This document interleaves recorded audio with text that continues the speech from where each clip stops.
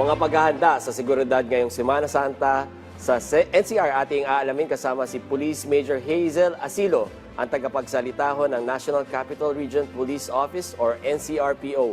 Major Asilo, magandang tanghali ho. Welcome ho ulit sa ating programa. Yes sir, magandang tanghali po. Major, kamusta po ang inilatag na seguridad ng NCRPO ngayong Semana Santa? At ilan po ang deployment mula sa inyong hanay na magbabantay ngayong Kwaresma? Sa ngayon po, nakalatag na at fully operational na yung ating security preparations para sa Semana Santa. Tayo po ay naka-full alert na simula po nung Palm Sunday hanggang Easter Sunday po yan. So lahat po ng ating personnel na nakadeploy ay hindi po pwede munang mag-leave. Maliban na lamang po sa sick leave at emergency leave. Mahigit pong 13,822 NCRPO personnel ang nakadeploy natin sa buong Metro Manila. Ito po ay mga nakaposisyon sa mga simbahan, sa ating mga transport hub, terminals, ganun din po sa iba pang areas na posible pupuntahan ng ating mga kababayan ngayong Holy Week. Okay. Major, nabanggit niyo po yung full alert status. Ano po ang maaaring asahan ng publiko dito mula po sa inyong hanay, lalo pat marami sa ating mga kababayan ang iiwanan ang kanilang mga tahanan para magbakasyon sa mga probinsya? So, naka-full alert po ang ating PNP ngayon, lalo po ang NCRPO. Ibig sabihin po nun, ang ating mga personnel po ay naka-standby lamang kung saan po sila kailanganin. Doon po sila dadalhin. So, wala pong pwedeng mag-leave muna sa amin. Yung pong aming mga naka-schedule na leave is naka-cancel po muna yan. So, on-call po kami kung saan po kailanganin ng ating mga personnel, kung saan po sila kailangang i-deploy, ay doon po sila dadalhin. Makakaasa po yung ating mga kababayan na kahit na po sila ay umuwi ng kanilang mga probinsya, basta't na-secure po nila yung kanilang mga tahanan, ay nandyan po yung ating mga pulis kasama yung mga force multipliers po natin na nagpapatrol po sa ating community. Major Hazel, sa dami ng lugar na pagbabantayan tulad ng simbahan, andyan yung terminals at commercial areas, paano ho nyo nasisiguro na sapat ang deployment sa iba't ibang critical areas ngayong Holy Week? Nagdepende po tayo yung deployment natin dun sa daloy po ng tao. Siyempre, inaasahan po natin na ang mga dadagsain ngayon ng ating mga kababayan is yung mga simbahan natin, yung mga places of worship.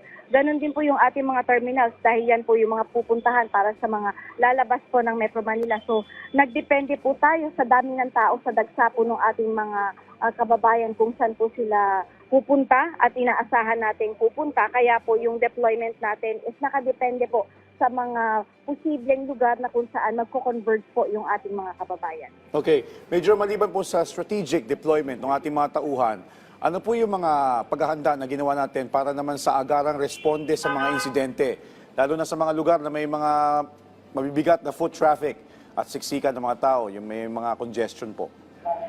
Bukod po dun sa ating nakalatag na police visibility at saka yung ating pong presence ng ating mga kapulisan, nandyan naman po yung ating 911 na agaran pong pwedeng tawagan ng ating mga kababayan kung kailangan po nila ng police assistance.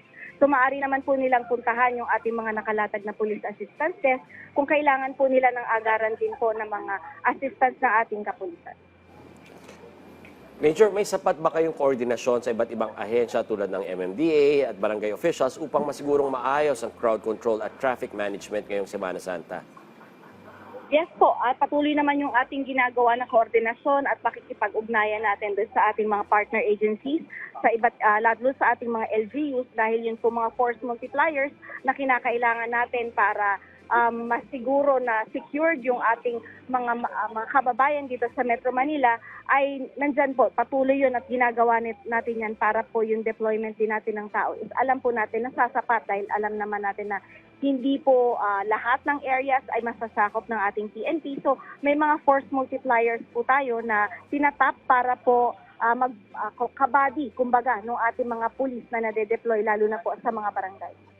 Major, tuwing ganitong may mga matataong lugar, hindi natin may iwasan na meron pa rin tayong mga kababayan na mananamantala o yung mga masasamang loob. Para lang po sa kaalaman ng ating mga kababayan, ano ba yung mga modus operandi na dapat na alam nila na dapat nilang bantayan at dapat nilang iwasan?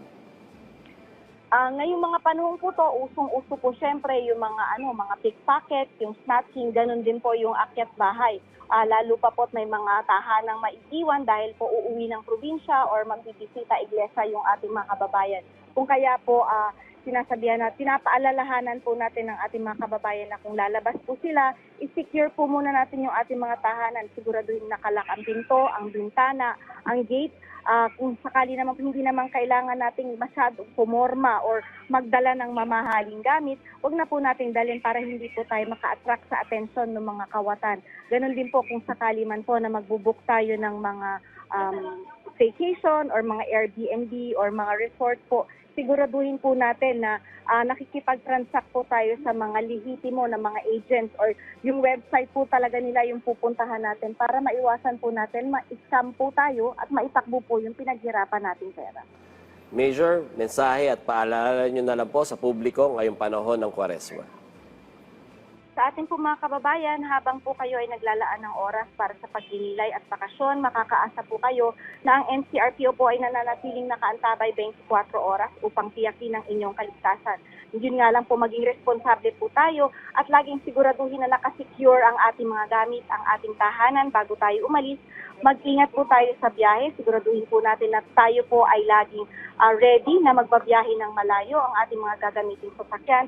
Ganun din po kung may kahina-hinalang kilos o mga sitwasyon na kailangan po ng agarang police assistance, maaari po kayong tumawag sa 911 at lumapit po sa pinakamalapit na police station na nandyan po sa inyo. Habang kayo po ay nagpapahinga, ang NCRPO po ay patuloy na nagbabantay upang masiguro po na ang inyong Semana Santa ay ligtas, maayos at payapa. Maraming salamat po sa inyong oras. Police Major Hazel Asilo, ang tagapagsalita ho ng NCRPO. Good afternoon po. Maraming salamat.